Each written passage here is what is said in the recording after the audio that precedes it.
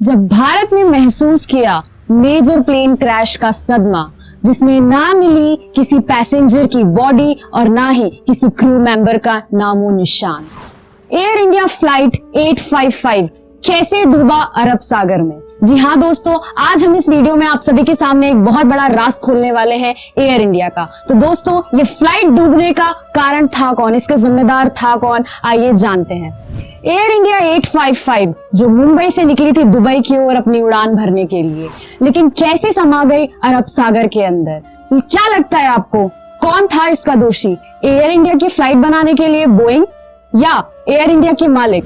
क्या लगता है दोस्तों, क्योंकि इसका जिम्मेदारी लेने के लिए कोई सामने नहीं आया। दोस्तों, आज हम इस वीडियो में पूरा सच आप सभी के सामने लेकर आने वाले हैं। ये बात है दोस्तों 1 जनवरी 1978 की, जब एयर इंडिया 855 की फ्लाइट उड़ान भरने को तैयार थी मुंबई एयरपोर्ट से दुबई जाने की ओर। इस फ्लाइट को चला रहे थे कैप्टन मदन लाल कुक्कड़, फर्स्ट ऑफिसर इंदु विरमानी और फ्लाइट इंजीनियर अल्फ्रेडो फारिया। आज तक कोई नहीं जान पाया दोस्तों कि गलती किसकी रही होगी, कैप्टन मदन लाल कुक्कड़ की जो इस फ्लाइट को चला रहे थे, या फर्स्ट ऑफिसर इंदु विरमानी की, या फिर फ्लाइट इंजीनियर अल्फ्रेडो फारिया की, या फिर फ्लाइट को मेंटेनेंस करने वाले लोगों की। क्या लगता है दोस्तों, किसकी रही होगी गलती?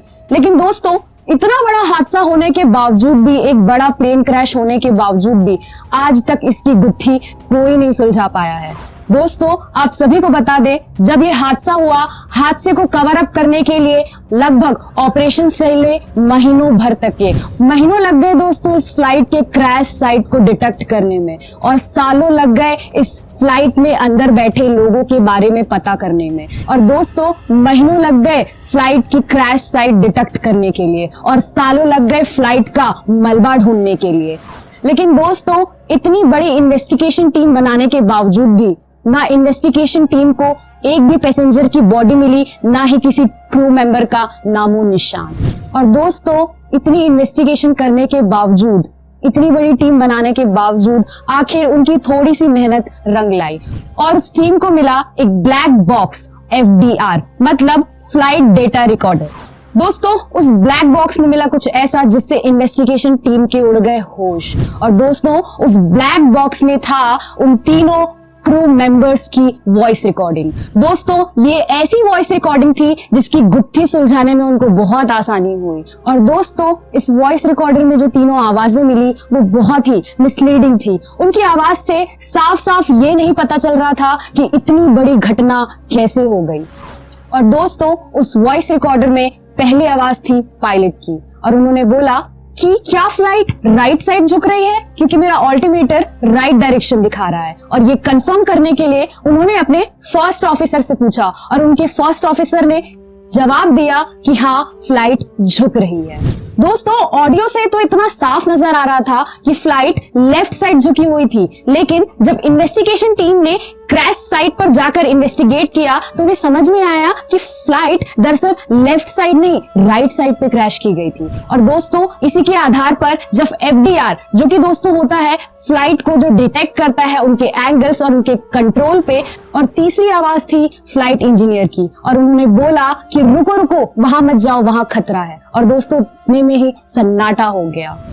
FDR फ्लाइट डेटा रिकॉर्डर, जो कि लोकेट करता है स्पेस में फ्लाइट की लोकेशन को और उनके कंट्रोल्स को, कि फ्लाइट किस एंगल पे जा रही है। और दोस्तों, जब उनकी लोकेशन ट्रैक हुई तो उनके ट्रैकिंग सिस्टम से समझ में आया कि फ्लाइट को दरअसल राइट साइड पे ही जाना था। जब फ्लाइट क्रैश हुई तो फ्लाइट राइट साइड पे ही रोटेट थी, लेकिन उनके अल्टीमीटर पे लेफ्ट डायरेक्शन क्यों शो कर रहा था? दोस्तों, जब इन्वेस्टिगेशन टीम ने इसका गहराई से इन्वेस्टिगेशन किया तो उनके इन्वेस्टिगेशन से बहुत बड़ी बात सामने आई। उन्हें समझ में आया कि जो पायलट प्लेन चला रहा था वो प्लेन लेफ्ट साइड झुका हुआ था, और जैसे ही उन्होंने अपने प्लेन को सही डायरेक्शन देने के लिए राइट साइड झुकाया, फिर भी उनका ऑल्टीमीटर लेफ्ट साइड ही दिखा रहा था। तो उसे कंफर्म करने के लिए उन्हें फर्स्ट ऑफिसर से पूछा कि क्या तुम्हें प्लेन लेफ्ट साइड झुका हुआ तुम्हारे ऑल्टीमीटर में दिख रहा है? और शायद इस दौरान कुछ मिसअंडरस्टैंडिंग हुई और फर्स्ट ऑफिसर ने जवाब दिया कि हाँ, मुझे प्लेन झुका हुआ दिखाई दे रहा है। दोस्तों, उन्होंने ये नहीं बताया था कि किस साइड झुका हुआ दिखाई दे रहा है, क्योंकि जो पायलट था उसने प्लेन की जो डायरेक्शन थी वो पूरी तरीके से राइट राइट साइड पे कर दी थी। लेकिन दोस्तों इसके अलावा फ्लाइट में 2 अल्टीमीटर के अलावा एक तीसरा अल्टीमीटर भी होता है जो फर्स्ट इंजीनियर के पास होता है, जो कि इमरजेंसी के वक्त पे यूज किया जाता है। जैसे ही फ्लाइट इंजीनियर ने उस अल्टीमीटर पे देखा कि प्लेन सही डायरेक्शन पे जा रहा है लेकिन अल्टीमीटर गलत डायरेक्शन दिखा रहा है, इतना समय उनके पास नहीं था और उतने में पलक झपकते ही वो प्लेन समंदर के अंदर क्रैश हो गया। तो दोस्तों ये थी पूरी कहानी। क्या लगता है किसकी गलती रही होगी? उस प्लेन को चलाने वाले पायलट की, या फिर उस फर्स्ट ऑफिसर की, या फिर उस फ्लाइट इंजीनियर की जिन्हें मौका ही नहीं मिला बताने का और पलक झपकते ही इतना बड़ा हादसा हो गया? या फिर दोस्तों अगर इस पूरे एंगल को दूसरी तरीके से देखा जाए तो क्या लगता है किसकी गलती होनी चाहिए? उस प्लेन को मैन्युफैक्चर करने वालों की, मतलब बोइंग कंपनी की। लेकिन दोस्तों जैसे ही इन्वेस्टिगेशन आगे बढ़ी और आरोप लगना चालू हुआ, बोइंग ने और एयर इंडिया वालों ने अपना पल्ला झाड़ना चालू कर दिया, क्योंकि अक्सर बड़ी मछलियों की ही गलती होती है। देखिए इससे साफ साफ ये तो हमें क्लियर हो रहा है कि पूरी गलती अल्टीमीटर की थी, मतलब उस फ्लाइट के मैकेनिज्म की गलती थी, और फ्लाइट के मैकेनिज्म की गलती मतलब फ्लाइट बनाने वालों की गलती, जो कि थे बोइंग। और दोस्तों अगर बोइंग अपनी इस गलती को एक्सेप्ट कर लेता तो क्या लगता है कि कौन सा देश या कौन सी एयरलाइन कंपनी उनके प्लेन खरीदती? और मुझे ऐसा लगता है शायद इसी वजह से उन्होंने इस बड़े मुद्दे या इस बड़ी दुर्घटना से अपना पल्ला झाड़ लिया और पूरी की पूरी गलती उस पायलट के ऊपर डाल दी।